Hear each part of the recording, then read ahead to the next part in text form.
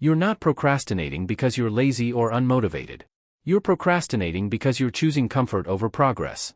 It's not about being tired, overworked, or cursed with bad luck, it's about avoiding discomfort. The good news? Stopping procrastination is simpler than you think.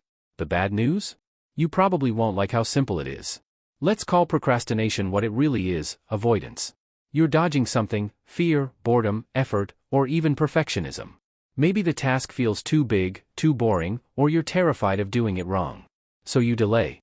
But postponing doesn't erase the discomfort, it only multiplies it.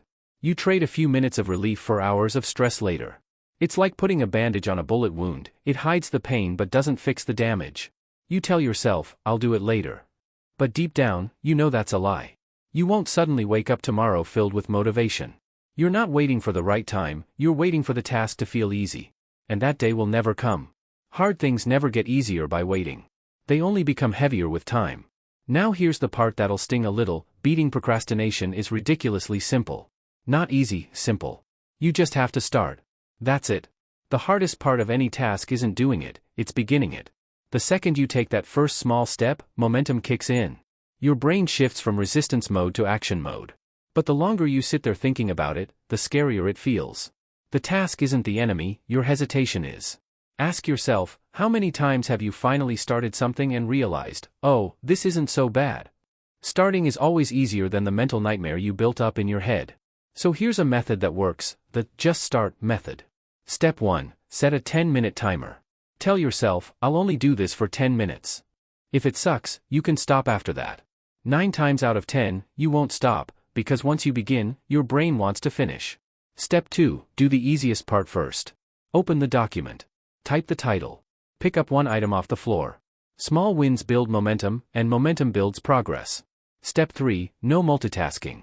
Multitasking feels productive but isn't. It's your brain's favorite form of procrastination. Focus on one thing. No YouTube, no TikTok, no background noise. Just work. Now, let's crush your excuses. "I don't have time." You do. You're just spending it scrolling. "I don't feel motivated." Motivation is a scam.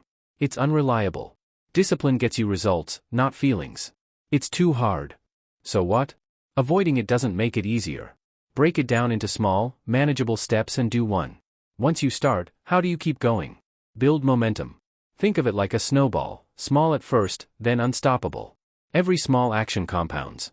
Wrote the title? Great, write the intro. Cleaned your desk? Awesome, clear the next drawer. Consistency, not perfection, fuels momentum. Remember this: action creates confidence, not the other way around. Now, your brain will throw more excuses at you. "But I'm too tired." Then do something tiny. 5 minutes still counts.